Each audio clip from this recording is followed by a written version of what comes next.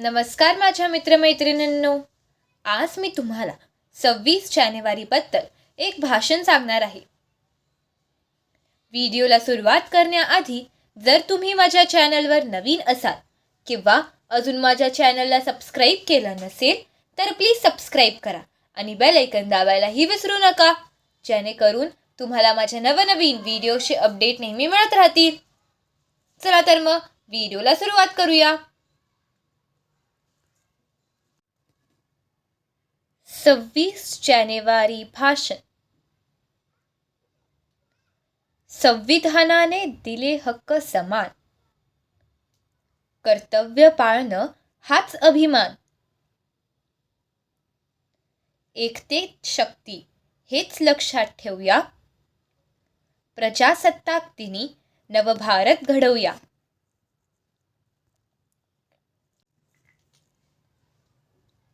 नमस्कार आदरणीय मुख्य अतिथी, शिक्षकगण आणि माझ्या सर्व मित्रमैत्रिणींनो.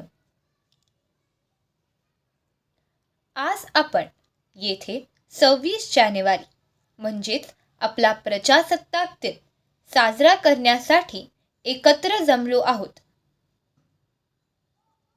हा दिवस आपल्या देशासाठी अतिशय महत्त्वाचा आणि अभिमानाचा दिवस आहे. 26 जानेवारी 1950 रोजी भारतातील संविधान लागू झाले आणि भारत एक संपूर्ण स्वतंत्र आणि सार्वभौम प्रजासत्ताक राष्ट्र बनले. या दिवशी आपण स्वातंत्र्यवीर, धर्मनिरपेक्षता, समतेचे मूल्य आणि लोकशाहीचे तत्त्व यांना मान देतो. आपल्या संविधानाने सर्व नागरिकांना मूलभूत हक्क आणि कर्तव्य दिली आहेत. ह्या हक्कांनी आपल्याला वागण्याची मोकळीक दिली आणि कर्तव्यांनी आपल्याला समाजाची जबाबदारी शिकवली. आपल्या देशाचा इतिहास आपल्या सर्वांसाठी प्रेरणेचा स्रोत आहे.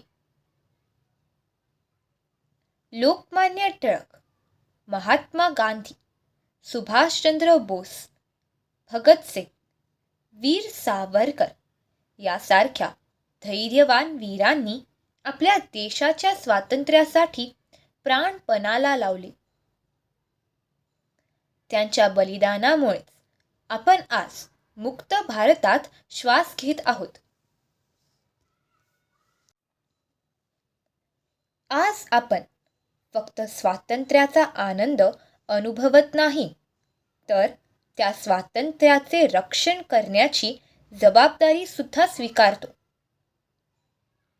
आपल्या देशात विविध भाषा, धर्म, संस्कृती असूनही आपण एकतेत शक्ती याची जाणीव ठेवतो.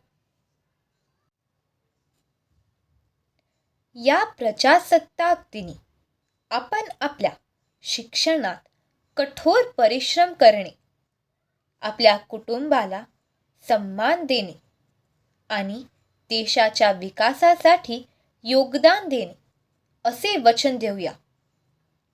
आपल्या छोट्या मोठ्या कार्यांनीच आपल्या देशाला सशक्त आणि आदर्श राष्ट्र बनवता येईल.